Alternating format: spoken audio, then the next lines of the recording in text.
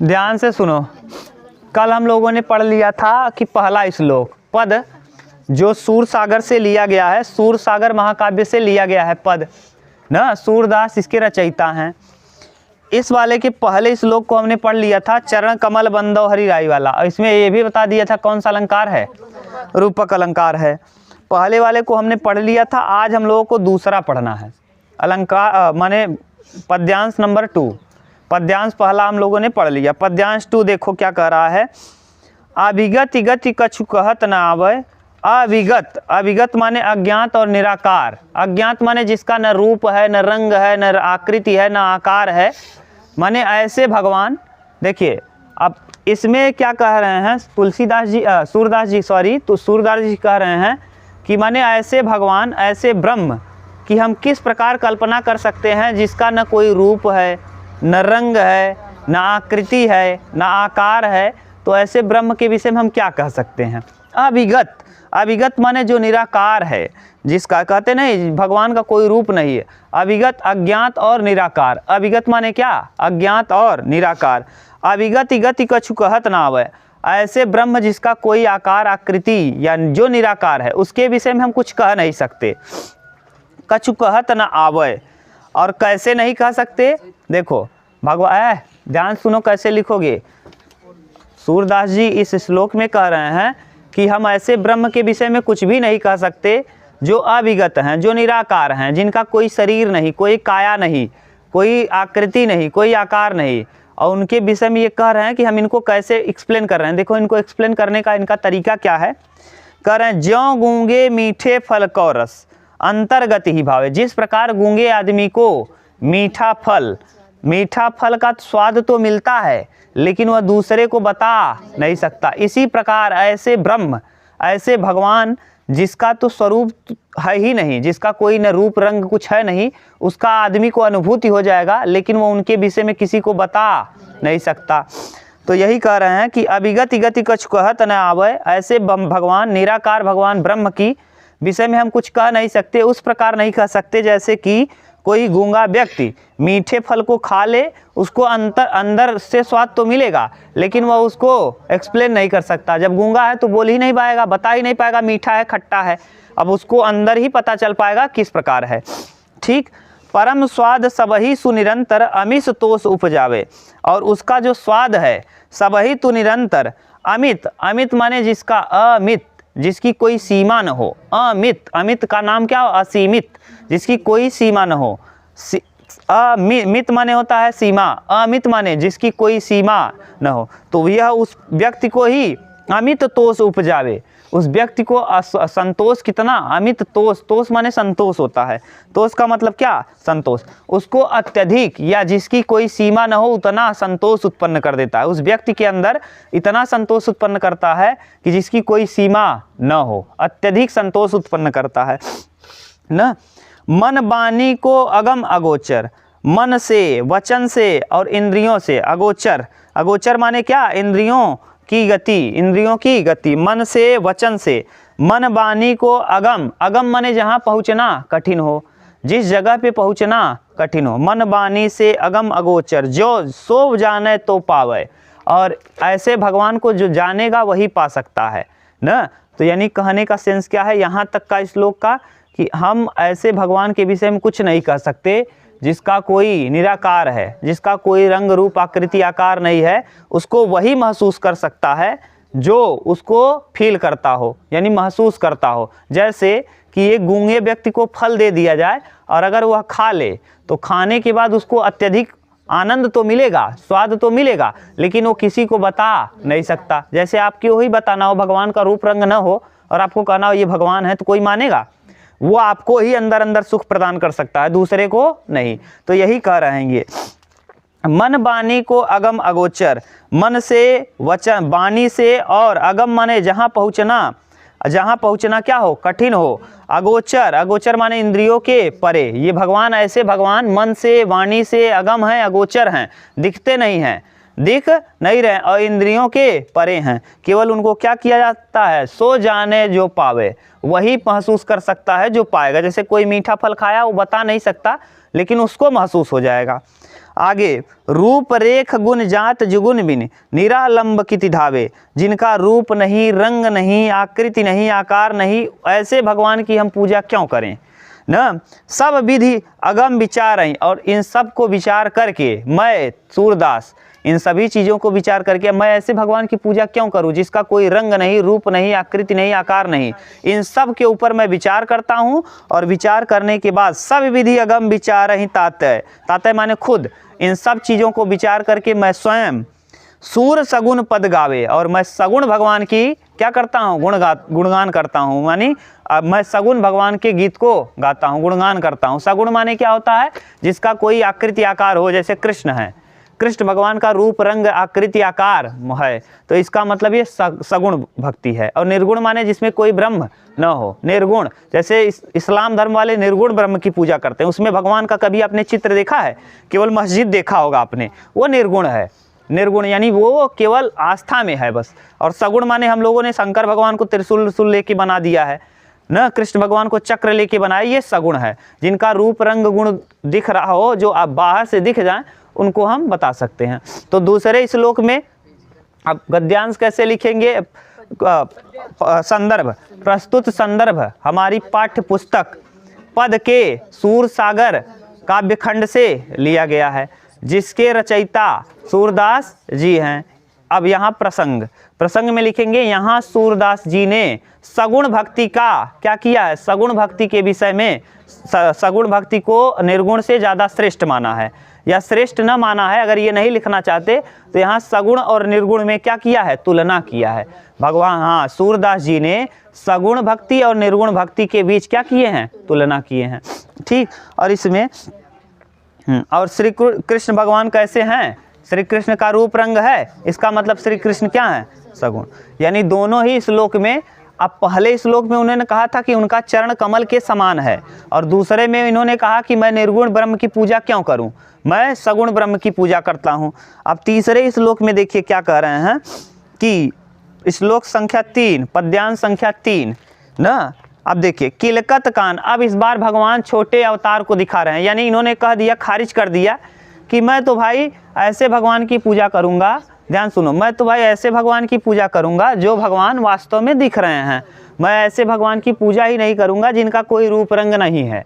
तो अब भगवान को कह दिए कि हम ऐसे भगवान की पूजा करेंगे जिनका रूप रंग दिख रहा है, तो इसीलिए इन्होंने विचार किया और रूप रंग वाले को ढाला है। अब रूप रंग किसका है, कृष्ण भगवान का, और कृष्ण भगवान के बचपन से लेके जवानी तक का भी इसमें लिखेंगे। देखो कह रहा है, किलकत कान गुटुरवन आवत। अब भगवान कृष्ण के विषय में कह रहे हैं कि कृष्ण भगवान जिनकी मैं पूजा करूंगा, जो सगुण ब्रह्म हैं, वो आ रहे हैं। किलकत कान माने खेलते हुए, किलकिलाते हुए, हंसते हुए, जैसे छोटे लड़के आते हैं।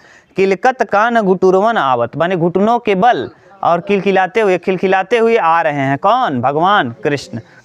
मणिमय कनक नंद कय आंगन, और जो कनक है, कनक यानी का सोना, कनक यानी धतूरा भी होता है, कनक यानी सोना। मणिमय कनक नंद कय आंगन, नंद बाबा नंद का, जिनके यहाँ रहे पालन पोषण जिनके यहाँ हुआ था, यशोदा और नंद। इनकी माता का नाम क्या था, देवकी, इनके पिता का नाम वासुदेव। वासुदेव कृष्ण इसीलिए कहते हैं ना। तो ये तो जेल में पैदा हुए थे, और इनको उठा के वासुदेव जी कहाँ ला दिए, नंद बाबा के यहाँ, और नंद और यशोदा इनका पालन पोषण किए हैं। पालन पोषण इनका नंद बाबा ने और यशोदा ने किया है। तो यही कह रहे हैं, जैसे कैकेयी ने पालन पोषण किया था राम का, वास्तव में उनकी माता दूसरी थी, लेकिन पालन पोषण ज़्यादा किए थी कौन, कौशल्या थी इनकी माता, लेकिन पालन पोषण कौन किया था, कैकेयी ने।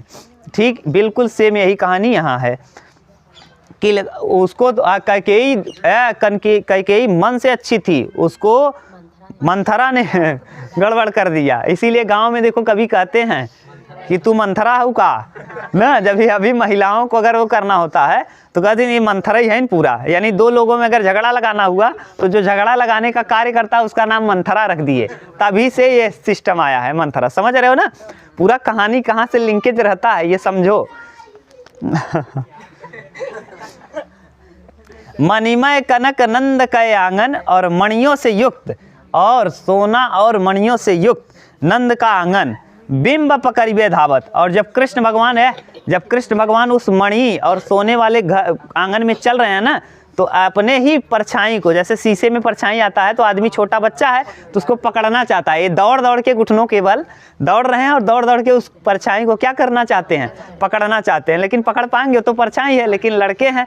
अब भगवान कृष्ण ने, देखो भगवान थे, वो जानते हैं कि परछाई को हम नहीं पकड़ सकते, लेकिन अपने बाल लीला को ये दिखाना चाहते हैं कि हम मानव रूप में आए हैं, लेकिन मानव का ही पूरा रूप रंग करेंगे। ये नहीं कि भगवान है। तो जैसे अभी आदमी को देख लो, थोड़ा बहुत अमीर हुआ तो पता चल जाता है कि अभी तो दौलत नई नई है ना, अब नई नई दौलत मिल जाएगी। कोई लोग देखो दिखाने से पता चल जाता, लेकिन भगवान देखो, भगवान खुद जानते हैं मैं भगवान हूँ, वो जानते हैं, लेकिन फिर भी देखो बाल रूप लिए हैं तो पूरा बालक का काम कर रहे हैं एकदम। यही भगवान और आम आदमी में यही अंतर है। आदमी अगर धन दौलत पा गया तो ऐसा लगता है वो क्या हो गया, डीएम हो गया। डीएम नहीं, भगवान हो गया समझो, अपने आप को भगवान समझता है। लेकिन जो अच्छे लोग हैं वो ऐसा नहीं करते। विकास दिव्य कीर्ति को देख लो, कुछ पता नहीं कितना पैसा होगा, भगवान जाने, लेकिन उनका देख लो व्यवहार। और एक छोटा मोटा कोई चीज टीचर होगा, ऐसा लगे जैसे वो पूरे दुनिया को नहीं है। अरे हाय IT फंसाए दे भाई, हे फंसाए दे, भूमन फंसाए दे भाई, ऐसे फंसाए, ये सब बकते होंगे खूब ना। तो ये है क्वालिटी भगवान, और इसमें बड़ा अंतर है मानव में, समझ गए। ये देखो अब आगे, कबहु निरखी हरि आप पूछा को। हरि माने भगवान ना। अब देखो हरि माने बंदर भी होता है, हरि माने भगवान भी होता है। एक बार राधा जी ने मजाक उड़ाया, किसका, भगवान कृष्ण का ना। राधा जी नहीं, जो इनकी पत्नी थी, इनका क्या नाम था, रुक्मणी। रुक्मणी, इनका शादी यहाँ नहीं हुआ है, ये कृष्ण भगवान हाँ गुजरात में शादी करेंगे, समझ गए। हाँ यूपी के मथुरा के हैं। मथुरा में इतना चर्चित रहे कृष्ण भगवान कि इनका सदिए नहीं भाई पूरे गांव जाए वही धोती उठा लें, कपड़ा कोई नहा रहा है उसका उठा लें। तो इसीलिए इनका शादी अपने गांव में हुआ ही नहीं, अपने राज्य में नहीं हुआ। बेचारू कहाँ गए, गुजरात के द्वारिका में, और वहाँ से शादी करके लाए। इतना समझ लो चिल्ला कितना रहन। भगवान कृष्ण भी बहुत चिल्ला रहन, ठीक। इसीलिए हम लोगों के जीवन को तुलना किया जाता है भगवान कृष्ण से। राम भगवान को इसीलिए माना जाता है, क्या थे वो, आदर्श थे, आदर्शवादी थे। कौन, राम आइडियल थे, आदर्श थे, और ये आदर्श नहीं है, इसीलिए इनकी पूजा बहुत लोग कम करते हैं। भगवान राम की पूजा ज़्यादा करते हैं, ये चंचल थे, ठीक। कबहु निरखी हरि आप पूछा को, कभी अपने ही छाया को देख करके। कर सौ पकड़न चाहत, कर माने हाथों से, कर माने हाथ। अब एक बार देखो ये बता रहे थे कि हरि, हरि माने बंदर भी होता है। द्वार पे कौन, राधे हरि, द्वार पे कौ राधे हरि। राधे ने इनकी पत्नी कौन थी, रुक्मणी। रुक्मणी पूछती है द्वार पे कौ राधे हरि। तो जब अलंकार पढ़ाएंगे तो बताएंगे, तो वहाँ दो अर्थ निकलेगा हरि का, श्लेष अलंकार है ये। द्वार पे कौ राधे हरि, यहाँ हरि का दो अर्थ निकला। तो फिर राधा वो कहेंगी रुक्मणी कि अच्छा बंदर हो तुम तो क्यों आए हो यहाँ, जाओ तव शाखा जाओ। जब तुम बंदर हो, हरि हो, तो यहाँ क्यों आए हो, द्वार पे जाओ, कहाँ, अरे राधे मैं मधुसूदन। तो वहाँ कहेंगे अरे राधे मैं मधुसूदन। तो यहाँ यानी कौन, हरि का मतलब भगवान कौन, कृष्ण। मधुसूदन माने कौन, कृष्ण। तो यहाँ कहेंगे तो हरि का मतलब दो है। हरि का मतलब क्या, दो, एक भगवान कृष्ण और एक हरि का मतलब बंदर। तो राधा सोचती है बंदर है, इसीलिए कहती हैं जब बंदर हो तो क्यों आए हो द्वार पे, जाओ शाखा पे टहलो, कहीं डाल पे जाओ टहलो। लेकिन कहते हैं राधे मैं क्या हूँ, हरि हो, मधुसूदन हूँ, यानी मैं कृष्ण हूँ, दरवाजा खोलो। ये है मतलब। तो अब यहाँ हरि का मतलब समझ गए। हरि कर सो पकड़न चाहत, अपने हाथों से परछाई को पकड़ना चाहते हैं। किलकत हसत रजत द्वय दतिया, और वे जब हंसते हैं, किलक किलक के हंसते हैं, परछाई को ऐसे पकड़ रहे हैं और हंस रहे हैं ना, खूब मस्त। सोचो क्या क्या दृश्य को समझो कि पैर के बल डोल रहे हैं, क्या गजब का वर्णन किए हैं। पहले सूरदास को देखो क्या वर्णन है। इसीलिए कहते हैं ना, जहाँ न पहुँचे रवि वहाँ भी पहुँचे कवि।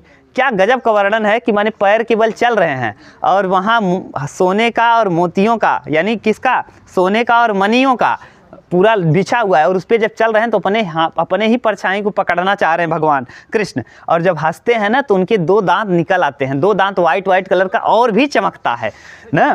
किलकत हसत, हाँ रजत द्वय दतिया, रजत माने सुशोभित हो रहा है। इनकी दो दांत जो निकल रहे हैं ही ऐसे करके, दो छोटे लड़कों को दो ही दांत पहले आता है आगे वाला, और जब ये दो दांत पड़ रहा है ना उस परछाई पे और उस सोने पे तो और चमक रहा है। रजत माने और भी सुशोभित हो रहे हैं कृष्ण भगवान। देखो क्या वर्णन है, गजब का वर्णन किए भाई साहब यहाँ, ठीक।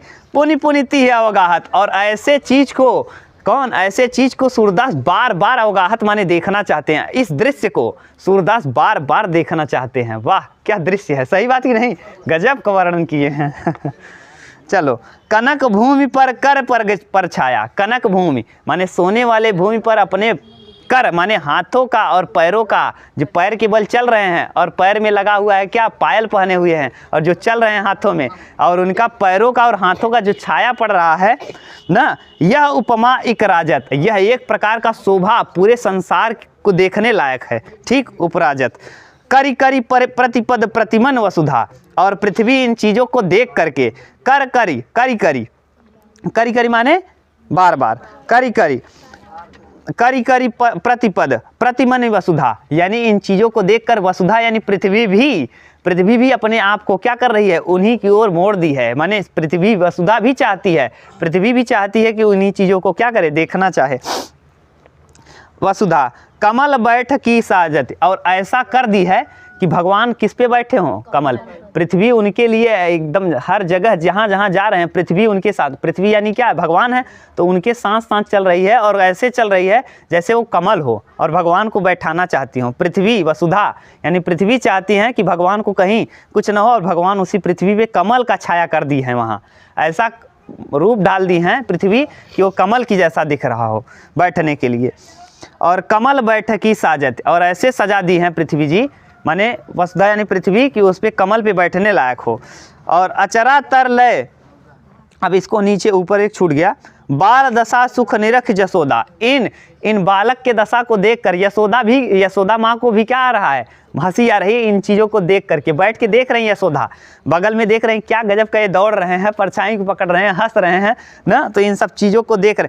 पुनि पुनि नंद बुलावत, और नंद जी को बुला रही हैं कि आइए देखिए क्या कर रहे हैं यहाँ, कृष्ण भगवान कैसी लीला कर रहे हैं। वहीं घूम रहे हैं, वहीं अपने अपने को पकड़ रहे हैं और हंस रहे हैं खिलखिला के। जब उसको नहीं पकड़ पाते फिर दौड़ के वहाँ जाते हैं, फिर दौड़ के वहाँ जा रहे हैं। अब छोटे हैं ये हैं, तो इसको देख करके यशोदा किसको बुलाती है, नंद जी को बुलाती है, आइए बाबा नंद देखिए कि कृष्ण क्या कर रहे हैं यहाँ आंगन में। अब आगे, अचरा तैर ले ढाकी। अब आंचल के अंदर माने अपने आंचल के अंदर, धोती के आंचल के अंदर ढाक ली हैं। सूर के प्रभु को दूध पियावत, और सूरदास के प्रभु यानी कृष्ण को यशोदा माँ क्या पिलाती हैं, दूध पिलाती हैं। ये था श्लोक नंबर 3। अब अगला श्लोक हम लोग पढ़ेंगे कल, क्योंकि इंग्लिश भी पढ़ना है। ठीक, तो इसको आप कर लो कंप्लीट, और आप इसको देखना, एक बार समझना, हम वीडियो डाल देंगे। ठीक, अच्छे से देखना। देखो सोचो सूरदास ने क्या गजब का लिखा है, इससे बढ़िया लिखेंगे अभी तुलसीदास ना, वहाँ बहुत मस्त लिखे हैं। जब राम भगवान धनुष तोड़ेंगे, धनुष भंग, तब क्या गजब का श्लोक है। हाँ, बहुत बेहतरीन है।